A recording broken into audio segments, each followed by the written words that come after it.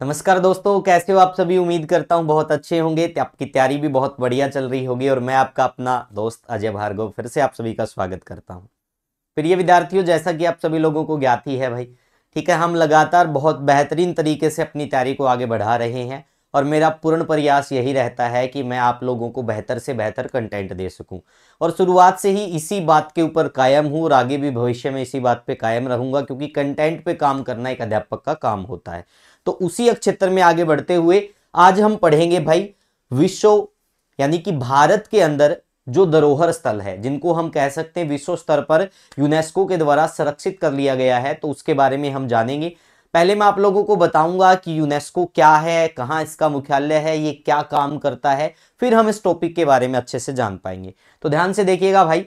सबसे पहले देखिएगा यूनेस्को। यूनेस्को का जो पूरा नाम है संयुक्त राष्ट्र शैक्षिक वैज्ञानिक और सांस्कृतिक संगठन, यानी कि United Nation Educational Scientific and Cultural organisation.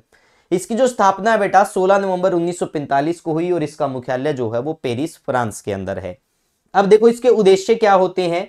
UNESCO का मुख्य उद्देश्य शिक्षा, विज्ञान, संस्कृति और संचार के माध्यम से वैश्विक शांति और सतत विकास को बढ़ावा देना।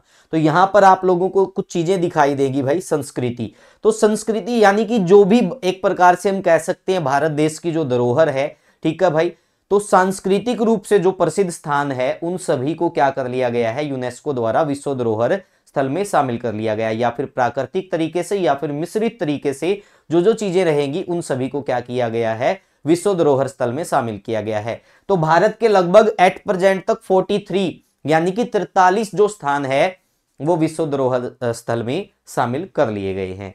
तो चलो अब देखते हैं भाई क्या क्या चीजें हुई हैं। यहां पर आप ध्यान से देखिएगा, भारत के विश्व धरोहर स्थल, भारत में 43 यूनेस्को विश्व धरोहर स्थल है, जिनमें से 35 सांस्कृतिक महत्व यानी कि जो संस्कृति के बारे में एक प्रकार से अपना एक विशेष स्थान रखते हैं, ठीक है भाई। 7 प्राकृतिक सुंदरता के लिए पहचाने जाते हैं, यानी कि वो नेचुरल रूप से क्या है, बहुत ज्यादा एक कह सकते हैं सुंदर है, इसलिए इनको विश्व धरोहर स्थल में शामिल किया गया है। और एक जो है मिश्रित तौर पर जो कंचनजंगा राष्ट्रीय उद्यान है, इसको संस्कृति एवं प्रकृति के मिश्रण के लिए सराहा गया, तो ये मिश्रित रूप से इसको विश्व धरोहर स्थल में शामिल किया गया है। तो ध्यान से देखिएगा भाई, जितने भी साथी जुड़े हुए हैं, एक एक स्थान में आप लोगों को बताऊंगा ये किस राज्य में पड़ता है। काफी बार यहां से प्रश्न आता है, जैसे आपसे पूछ ले कि अजंता की गुफाएं किस राज्य में है, तो ऐसे प्रश्न भी आ सकते हैं। या फिर आपसे पूछ लेंगे इसको कब विश्व धरोहर स्थल में शामिल किया गया यूनेस्को के द्वारा। तो ध्यान से देखिएगा, यहां पर साइट है, यहां पर स्थान है यानी किस राज्य में है,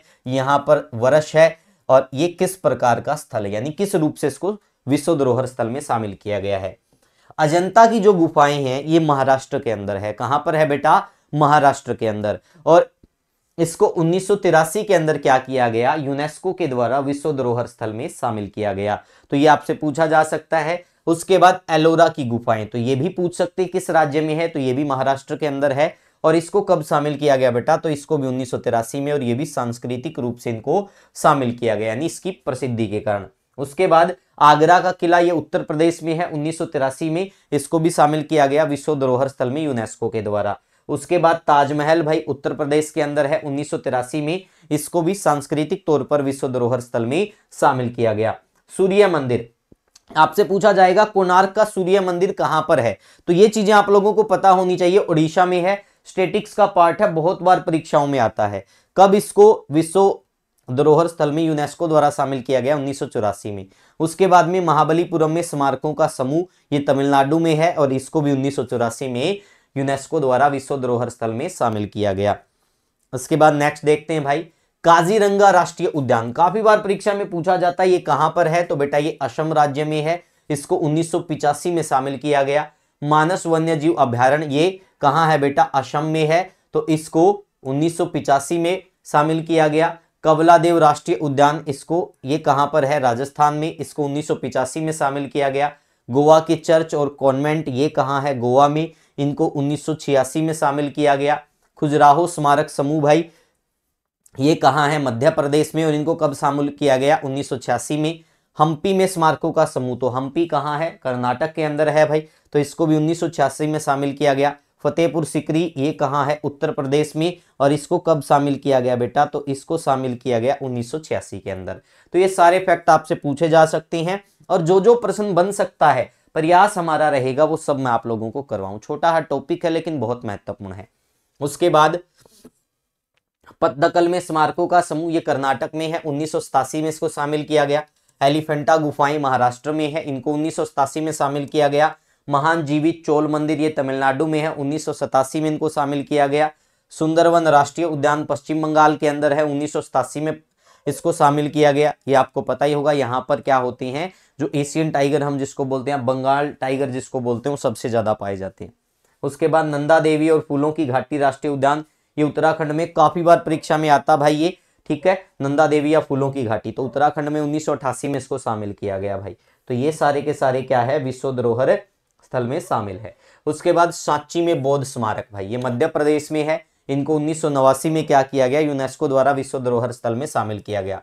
हुमायूं का मकबरा दिल्ली में है, 1993 में इसको शामिल किया गया भाई। कुतुब मीनार और स्मारक दिल्ली, तो इसको 1993 में शामिल किया गया। भारत के पर्वतीय रेल मार्ग पश्चिम बंगाल, तमिलनाडु, हिमाचल प्रदेश, इनको 1999 में शामिल किया गया।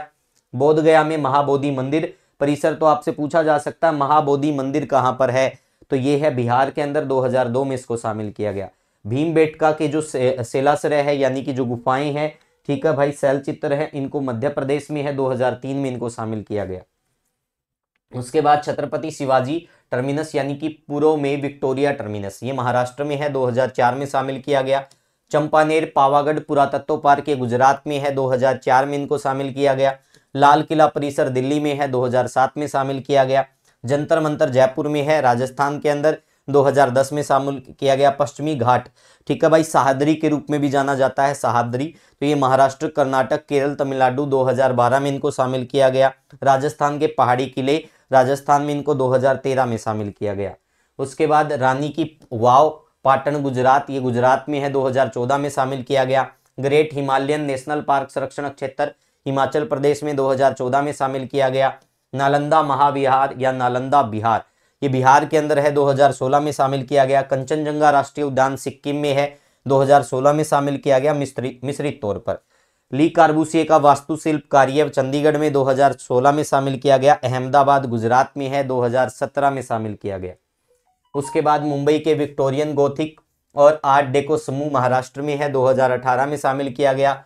जयपुर शहर राजस्थान में है, 2019 में शामिल किया गया।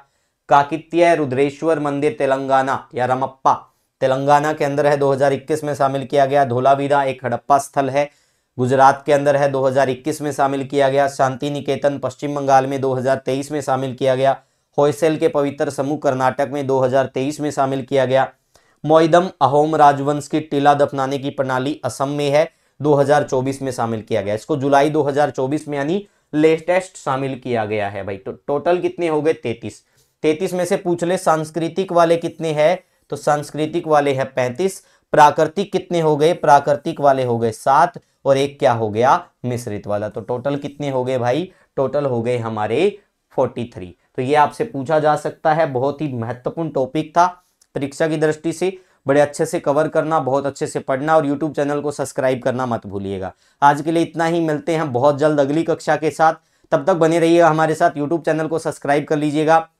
टेलीग्राम पर हमारा एक चैनल है official, free education with Bhargav sir. जितनी भी क्लासेज होती हैं इनके नोटिफिकेशन और पीडीएफ वहीं पर डाली जाती है, तो आप वहां ज्वाइन कर सकते हैं। डेली वहां पर इंडियन जीके जो कह सकते हैं नेशनल जीके हैं, हरियाणा के अंदर जितने भी प्रीवियस एग्जाम हुए हैं उनका वन लाइनर अप्रोच पीवाईक्यू जो किया गया है वो सेट करके सारा का सारा हर रोज टारगेट बनाकर डाला जाता है, तो आप वो भी हमारे साथ जुड़कर पढ़ सकते हैं। तो आज के लिए इतना ही, thank you, take care, bye bye, मिलते हैं अगली कक्षा में।